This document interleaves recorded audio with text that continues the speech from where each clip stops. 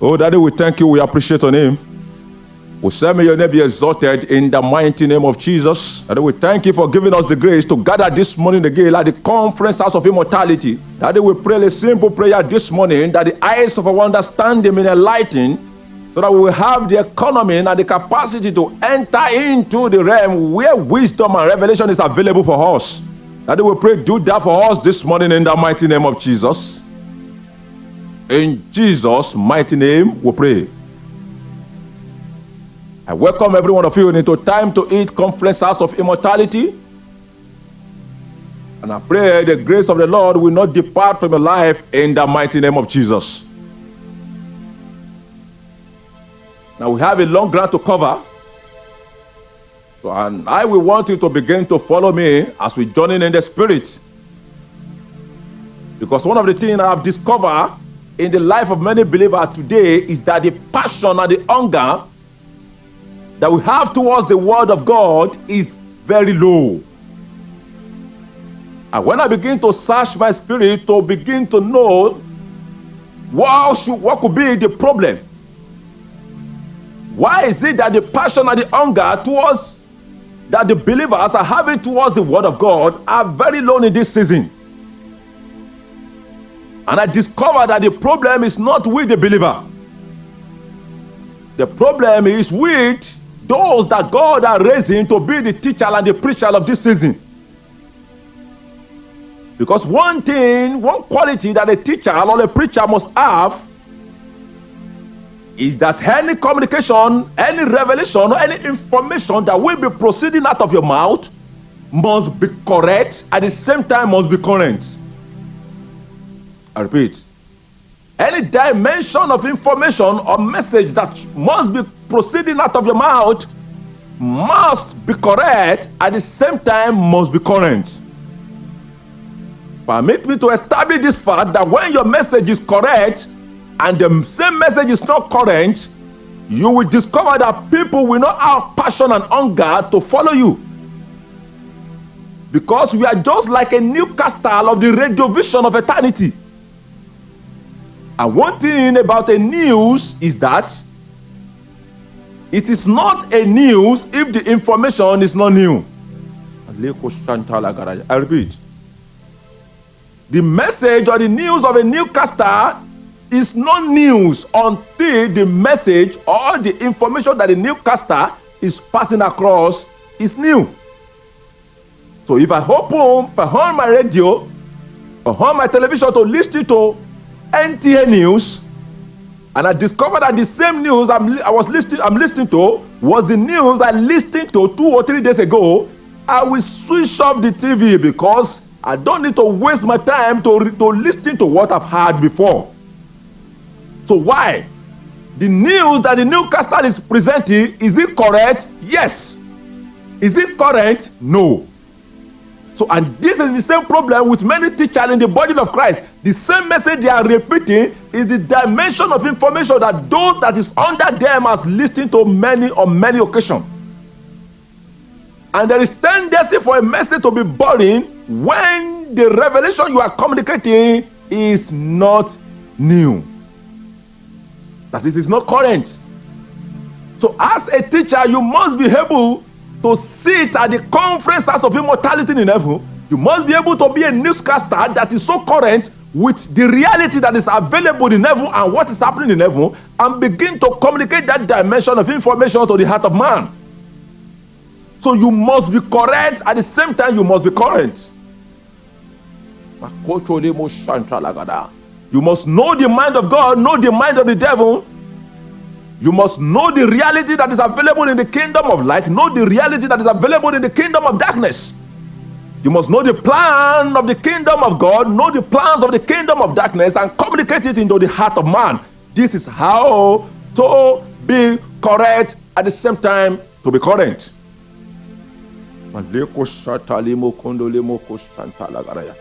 Because as a teacher, your message must be fresh, at the same time your message must be new. I repeat, as a teacher of the Word of God or as a preacher of the Word of God, your message must be correct, must be must be fresh. At the same time, it must be new. For the preacher, it may not necessarily mean that your message should be new, but your message must be fresh. But as a teacher, your message must be fresh. At the same time, your message must be new. Because to the evangelist, the assignment is to preach. While to the teacher, the assignment is to teach. And to preach means to proclaim, and to teach means to explain. So it is in the office of a teacher to do the work of explanation, and it is the office of an evangelist to do the work of proclamation. So, and everything that you are proclaiming must be fresh. And as a teacher, everything you are explaining must be new. So if it is not new, if it is not fresh, oh God, you will discover that those that are following you will begin to lose interest in the dimension of revelation and information that you are carrying. So I'm saying this to all the teachers of the world in the body of Christ, that if you don't have the ability to release a fresh message, if you don't have the ability to release a new message, there is tendency for you not to be able to enter into the economy of kingdom relevance in this season. And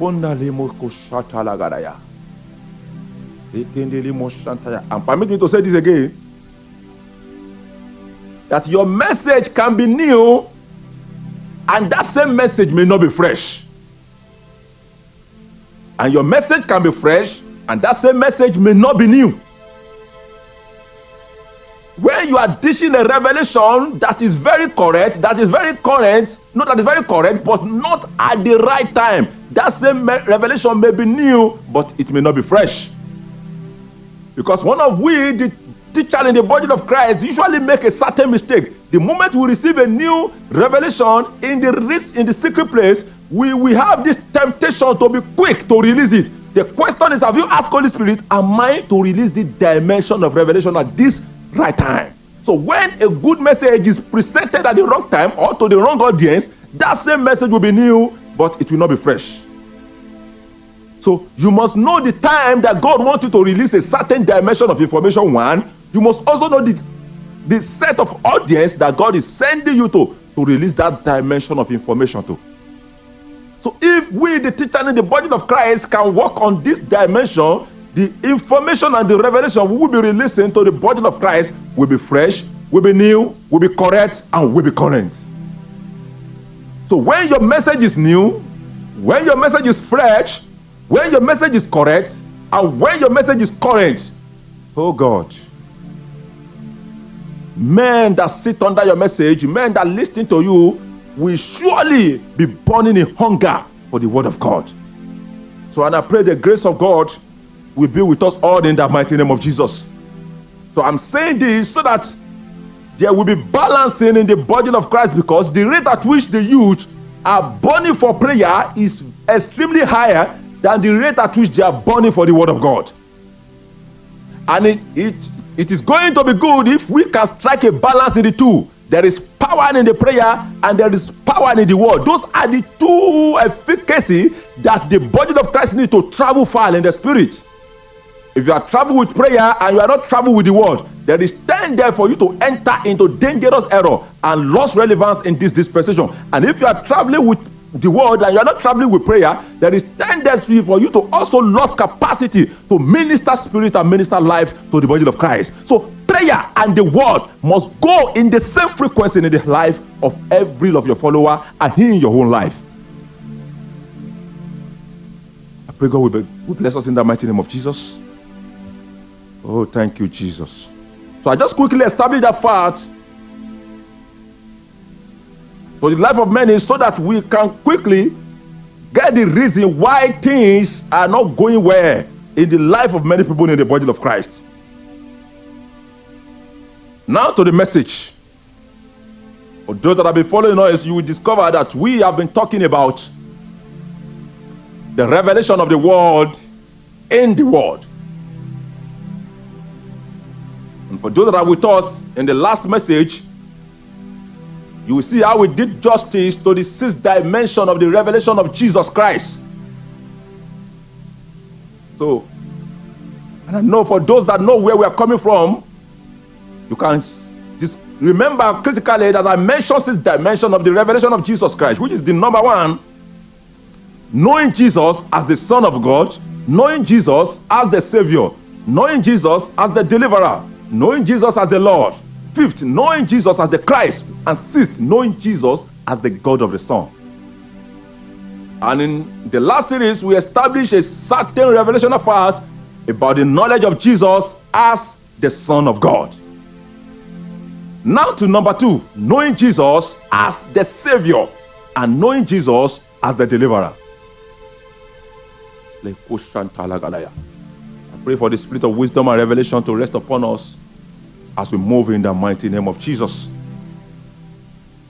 When you know Jesus as the Savior, that is, if you can catch the revelational knowledge of Jesus as the Savior, you will enter into the economy of a realm where you will be safe from sin. If you can know Jesus as the Deliverer, you will enter into the realm of the fact where you will be saved from problem. That is, there's one thing for you to be saved from a problem, and there is another thing for you to be saved from a cause of a problem. Jesus the Savior came to deliver you, to save you from the cause of a problem, while Jesus the Deliverer came to deliver you from a problem. I repeat. Jesus the Savior came to save you from the cause of a problem, and Jesus the Deliverer came to deliver you from a problem. That is, there is one thing for you to be saved from the cause of a problem. There is another thing for you to be saved from that same problem. Let me give a practical example so that you will get the dimension at which I'm communicating. For instance, Mr. A, a very addicted person into fornication, now contacts gonorrhea. And as a result of that, a medical problem caused by fornication, he came to Jesus. Note the two statements. What led him to that problem is that he entered into the realm of fornication. So, which simply means if he didn't fornicate, he will not have gonorrhea. So, gonorrhea is the problem, and the cause of the problem is what? Fornication. So, and he came to Jesus, and Jesus delivered him from the gonorrhea. But if he has not been delivered from the fornication, I'm using this opportunity to tell you that he will encounter another problem tomorrow through that fornication that is even greater than gonorrhea. It may be HIV this time around. Why? He has been delivered from the problem, but he has not been saved from the cause of the problem. So the thing that Jesus came to do primarily is not to deliver you from the problem, is to save you from the cause of the problem. And the cause of every problem is sin. I repeat, the cause of every problem in life, in the life of every man, is sin and iniquity. So as Jesus the Savior, if you can catch the revelation of Jesus the Savior, you will be free and safe from sin and iniquity. And if you can catch the revelation of Jesus the Deliverer, you will be free from the problem that sin has put you into. Can I say this again? Have you not discovered that there are many people in the body of Christ that they are free from a sin, certain sin, but they are not free from the problem that sin has brought into their life? That is, they enter into the economy of a certain problem, and that problem brought them to Jesus. And when they came to Jesus, a message of salvation was preached to them, and the eyes of their understanding was opened to see Jesus, the Savior, and they got saved, and they received eternal life, and they got free from a certain sin. They repented from their sin and began to follow the way of Jesus. But you will discover that the same problem that brought them to Jesus is still the same problem they are still praying over till today, since 1998. That is, they have not yet been free from that same problem. They have not yet been delivered from that same problem. And the reason is that, they encounter an evangelist that bring them into the economy of salvation. But they needed to encounter Jesus, the Deliverer, that will deliver them from their problem. So, can I see two sets of people I'm trying to explain now? The first set of people, they are those that come to Jesus. They come to a pastor, come to Jesus through a pastor because they have a certain kind of problem. And the prophet or the pastor deliver them by the power of Jesus from the problem. But this set of people have not been saved from their sin. And you will discover that they will go back into their vomit, go back into the world, and cause another problem because the sin that lead them to different dimension of problem have not yet been solved in their problem, in their life. So because sin has not been dealt with in their life, there is tendency for problem to come back into the life. Because sin is a magnet that attracts evil into the life of a man. That's the first set. Then the second set are those that have problem and they come to Jesus because of their problem, and they encounter salvation. The eyes of their understanding was open to the cause of the problem, and they got free, they got saved from the cause of the problem, which is the sin. But the problem is still in their life. I remember in 2011 when a certain dimension of heavily problem led me to Jesus. And I must confess to you, I didn't go to Jesus, I didn't run to church or run to Jesus because of the sin in my life. But I ran to Jesus because of the problem in my life. But when I enter in the church and I begin to listen to message, I discover that the sin in my life is the cause of the problem in my life. So, and based on that dimension of revelation and understanding, I see Jesus as my Savior and I surrender my life to Him. I repent from that iniquity, and that comes to the end of sins and iniquity in my life. But I must confess to you, that problem was still there. The problem was still there. Even though I've been saved, but the problem still persists. Until a certain time that I encountered Jesus the deliverer. And He saved me from the problem that the previous iniquity has put me into. And I'm challenging you now. What problem are you facing now? Is that the same problem that iniquity of the past has put you into, or the problem that iniquity of the present has put you into? So if it is the problem based on the fact that you are moving in that problem as a result of the sin of the past, or as a result of the sin of the present, I'm using this opportunity to tell you that you need Jesus the Savior. If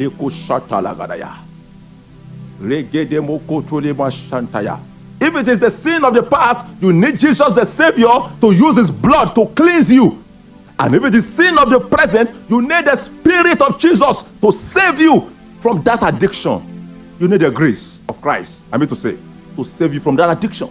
So when you look unto Jesus the Savior, the thing that happened to you is that you come to the end of sins and iniquity in your life. And when you look at Jesus the deliverer, you come to a realm whereby everything that sin has caused into your life, you got freedom from it, you got delivered from it. Many people are in poverty today based on the fact that a certain sin caused that poverty into their life. Many people are in sickness today simply because a certain sin caused that sickness into their life. And they have been in Christ since 5 or 6 years ago. They have been free, they have been saved from that sin. They have repented from that sin, but the problem is still there. Why? They have encountered Jesus the Savior. They have not encountered Jesus the deliverer.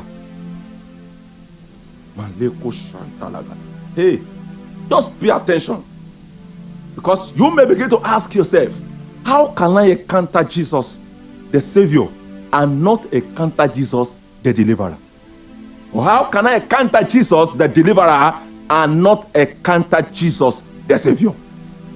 Just pay attention to this revelation. You will see the clear understanding. And after today, you will begin to see reason why to be free from that same problem or that same sin that your life is battling with. So, if you want to encounter Jesus the Savior, you must know Him and know where to get Him. And if you want to encounter Jesus the deliverer, you must also know Him and know where to get Him. And the location is what I want to explain now. Just pay attention. Jesus the Savior come as a man, but Jesus the deliverer come in man. I repeat, that Jesus the Savior come as a man and die on the cross. But Jesus the deliverer is in man. So if you want to get the Jesus the Savior, you must put your eyes on the cross. That is, you must be able to see Jesus on the cross as the Savior of your souls. But if you want to get Jesus the deliverer, the Jesus the deliverer is in man. So many of us know how to see Jesus on the cross, but we don't know how to see the Jesus in man. There is a Jesus in your pastor. Because when God wants to solve the problem of man, he doesn't come down from heaven. He solves the problem of man through man. When he wants to save a man, he comes as a man. But when he wants to deliver a man, he comes through man. God, somebody is not getting that.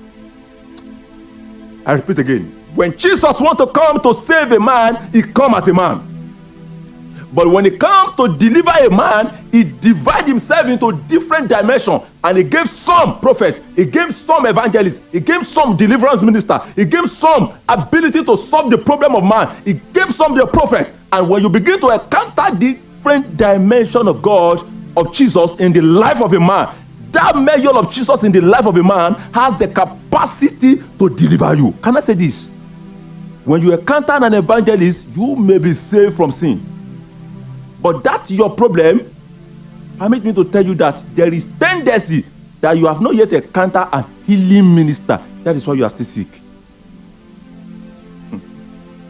No, we have been trained that when you are sick, you can pray to God by yourself. Hear this. The Bible himself said, he said, when you are sick, call upon the elders. He said, when you have problem, pray. He said, but when you are sick, he said, call upon the elders. There are some elders that have been ordained with healing anointing in the body of Christ. Don't try to claim to know. Drop your pride. I know you are a pastor and you are sick. Look for a healing minister. Come out. When they call the altar call for those who are sick, raise up your two hands and allow them to anoint you. And that is how men are getting free from sickness in this kingdom. Because no matter how anointed you are, the anointing upon your life is not ordained to solve your own problem. It's ordained to solve another people's problem. So which the problem is, the anointing in the life of others is also ordained to solve your own problem. So we are a joint workers in this kingdom. Can I say this to you? The anointing of God upon my life is not to solve my own problem. It's to solve people's problem. Anointing doesn't come for a selfish assignment. That is why we must be able to rely on one another in the body of Christ. So there are people that God has raised with healing grace. And if you are sick, locate them. This is how to encounter Jesus the deliverer, because the Jesus the deliverer is in man. The Jesus the Savior come as man. There is no man that have the ability to save you, but man has been ordained to deliver you. Oh.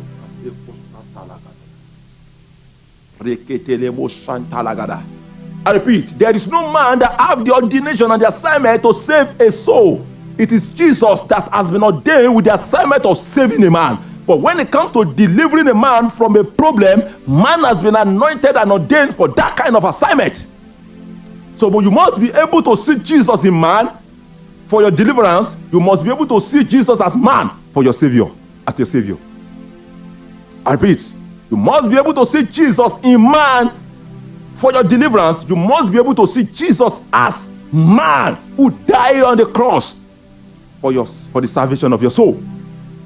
So many people, they understand how to look unto Jesus, the author and the finisher of their faith on the cross, and they enter into the economy of salvation, but they fail to know that the ordination of their deliverance from that problem may be tied to a certain prophet, may be tied to an evangelist, may be tied to one healing evangelist, may be tied to one healing pastors, that when you locate them, humble yourself before them, you are not seeking for a man of God, you are seeking for the God in the life of a man of God. Because if you don't need man, God will not anoint a man. I repeat, if you don't need man, God will not anoint a man. So God could have anointed every one of us maybe He anointed me with my own healing anointing and to be healing me and my family. But that is not the way we operate in this kingdom. The anointing upon your life is to solve the problem of others, not to solve your own problem. That is why you discover that a healing anointing will be dying of a sickness. Why? The anointing upon his life is not ordained to solve his own personal problem. It's to solve the problem of others. Why? He must be humble enough also to look for others who carry another measure of healing anointing for his own problem to be solved.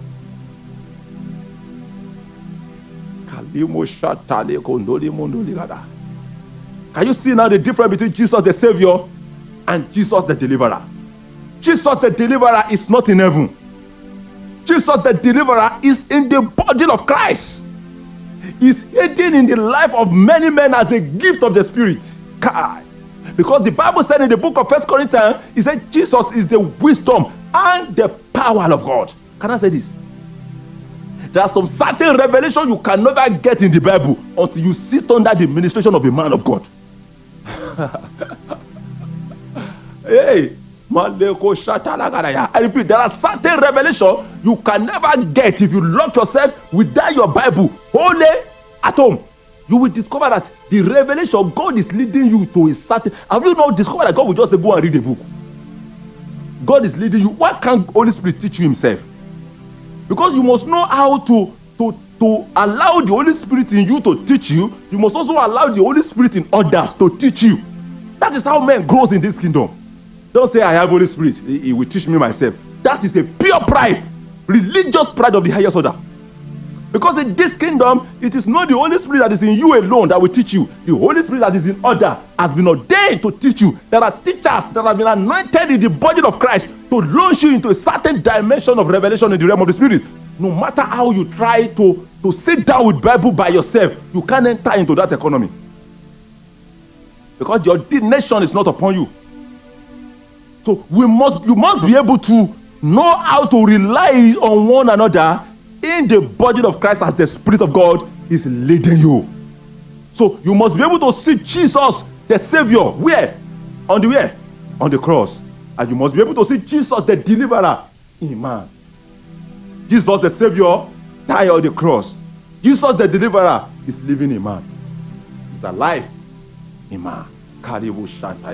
So when we say Jesus is alive, amen, he's alive. Jesus is alive. Forever he's alive. Amen. We are talking about Jesus that is where? In man. Because Christ in us is the hope of all glory. There is a dimension of Christ in me. There is a dimension of Christ in you. And if you want to benefit from the dimension of Christ in me, you have to humble under. You have to humble yourself and listen to what God is saying. And if I also want to enjoy the dimension of the Christ that is in you, I must humble myself also to pay attention to the grace you carry. Let us celebrate grace in the life of one another. Don't claim you can heal yourself. You are quoting scripture. You are sick. You now want to be quoting scripture and by his care and heal. Go and pay attention. Listen to the message of men that carry healing anointing. This is how men grow and get delivered from sickness in this kingdom. Because the anointing upon you is not to heal yourself. It's to heal others. Understand the dimension of Jesus that died on the cross and understand the dimension of Jesus that is living in man. Jesus that died on the cross is the Jesus the Savior. Jesus that is living in you is Jesus the Deliverer. And I pray God will bless you in that mighty name.